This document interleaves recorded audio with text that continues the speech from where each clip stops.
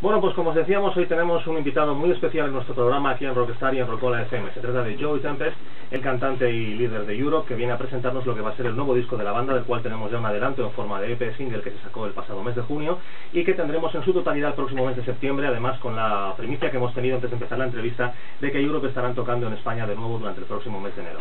Joey, welcome to Spain again. Thank you, it's good to be back. Very nice to come here. Okay, bueno, lo primero que queríamos preguntarte es que, bueno, este nuevo disco, Last Look at Eden de Europe, es el tercero que sale después de la vuelta de la banda, y me imagino que conforme tengáis ocasión de escucharlo, los que nos estáis oyendo, os daréis cuenta que es un álbum muy heterogéneo, hay mucha variedad, es posiblemente el disco con más variedad de palos musicales que toca en Europe, posiblemente en toda su carrera. Joey, this is an album, there's much variety of styles. You play songs that are near of the classic hard rock, songs that, for example, are in a vein that reminds classics like Deep Purple or Led Zeppelin, authentic symphonic rock songs. It's really very variety. Talk us about all the styles and all the ideas you have inspired this variety in this album. Yeah, I think it was a lot to do with the Start from the Dark World Tour and the Secret Society World Tour. We started to write songs on the road again and go back to Stockholm to try the ideas. And Last Look at Eden turned into a very spontaneous, organic rock album. We didn't analyze anything, we didn't sort of say we're going to do this album, we're going to do that. We just let our experience shine through and our influences from when we were kids, influences from the 80s and 90s as well, perhaps.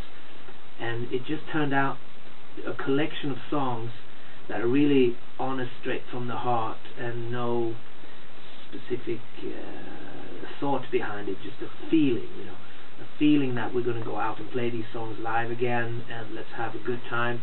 There's a nice side of the album where there's more playful, more maybe humorous and ironic side, like UW or Gonna Get Ready or Mojito Girl or The Beast. It's a funny lyric, a great heavy track.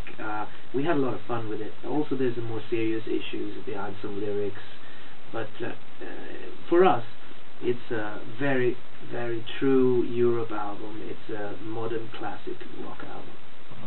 Bueno, nos dicen que después de las giras que hizo con los dos discos anteriores de Europe, a la hora de grabar este nuevo álbum, fundamentalmente lo que querían era no encorsetarse, no decantarse por un estilo determinado, sino hacer un álbum en un estilo mucho más libre, dejar fluir las ideas, hacer canciones y hacer música que les salía directamente del corazón, en la cual recogieran muchas de las influencias que habían estado presentes en Europe toda su vida, y habla incluso, bueno, de que se han dejado llevar de manera que hay algunas canciones incluso con un toque muy humorístico, canciones como UW que tratan en las letras temas que ellos habitualmente no han hecho, y bueno, pues que esa es básicamente la razón por la cual el disco tiene esa heterogeneidad y tiene esa variedad.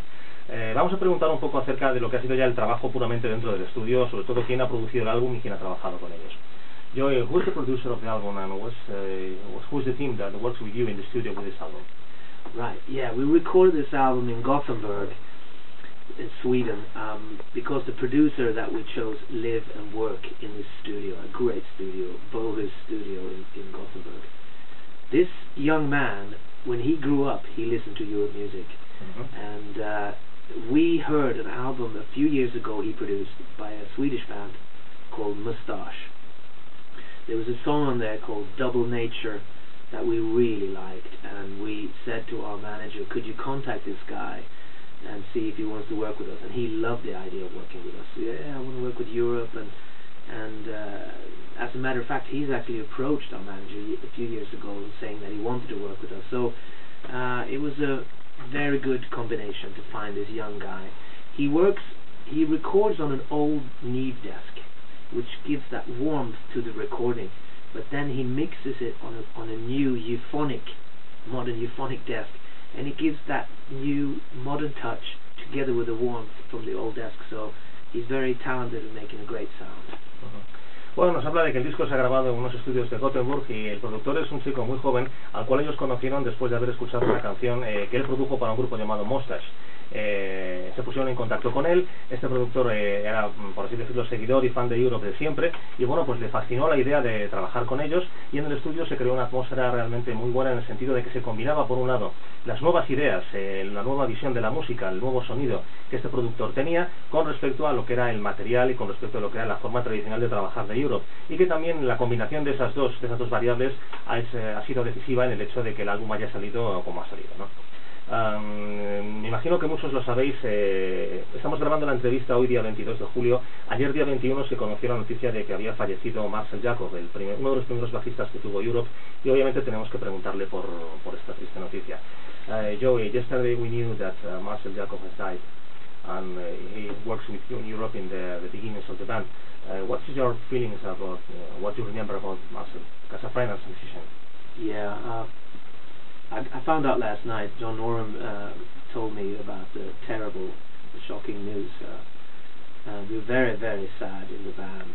He was a good friend of Europe. He was also in the band in the beginning for about a couple of months when we were called Force. And I wrote a song together with him as well. I wrote Scream of Anger with Marcel Jacob. And he was a talented man. He was also he was a funny guy, intelligent guy, and good songwriter and bass player.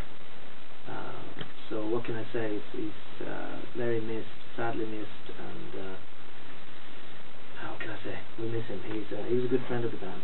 Yeah. Bien, nos dice que efectivamente él trabajó con Marcel Jacob cuando la banda todavía se llamaba Force, y que compusieron una canción juntos, y que bueno, guarda un muy buen recuerdo de aquellos primeros años, de aquella primera época en la que trabajó con él. Nos dice que Marcel era una muy buena persona, un músico de muchísimo talento, muy buen bajista, buen productor. Y bueno, claro, pues ¿qué puedo decir? Que realmente ha sido una noticia muy triste. La supo ayer cuando se la dijo John Norum, y que evidentemente le echarán muchísimo de menos. Muy bien, vamos a seguir hablando de estos temas, de este disco llamado Last Look at Eden, y como decíamos antes, es un álbum que tiene mucha variedad, y sobre todo hay algunos temas que son quizá la primera vez en las que Europe han tocado un estilo musical, por ejemplo, cercano pues a casi al rock orquestal. Estamos hablando de una canción como No Stone Unturned, y vamos a preguntarle por ella. Well, as we said before, when we are on the street coming here to the radio, I was thinking that one of the songs that is very most interesting for me is No Stone Unturned. For all the orchestral arrangements and all the atmosphere in the song that reminds very the classic rock, symphonic rock of the 70s, you know. Talk about the ideas or the inspiration for the song completely. Yeah, No Stone Unturned is a favorite of mine as well. It's more like a soundtrack, almost like a movie. It's a journey, you know. I like those songs that are a little bit like a journey and very melodic and different. It takes you into a different place. Also, what can I say, lyrically, it's hard to explain, but it's inspired a little bit by bands like modern bands like Muse. I like that band a lot, and I like those songs that just are a bit different and longer, and you know, it's just a magic song to me. Bueno, nos dice que es una canción que es también de sus favoritas del álbum, por todo lo que tiene de realmente efectivamente de novedoso, dice que casi lo ve como una banda sonora, como un soundtrack, aunque para él es mucho más. Está inspirada, según dice, tanto a nivel de música como letra en bandas nuevas que le gustan mucho, no tanto en bandas antiguas. Nos habla, por ejemplo, de Muse, como una de las que parecen haber influenciado más la composición de esta canción, y bueno, pues evidentemente es una de las favoritas para él dentro de este álbum. Sin embargo, hay otras que sí parece que retoman más, y que por ejemplo pues están más dentro de la línea de Europe, de los Europe tradicionales, que están más dentro del hard rock, y en concreto una de las mejores para mí es Run with the Angels. In the other hand, we have more classic rock songs that, for example, Run with the Angels. I like very much the song. I think it's very good song for a concert. I can imagine very well playing live. I would like to know the same.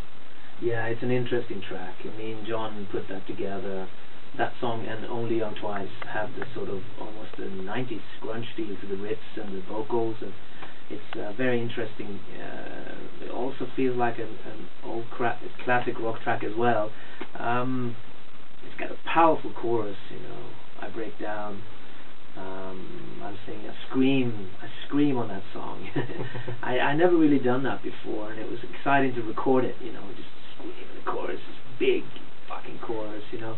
And the verses was more dynamic, more low, and yeah, that would work good live. Good,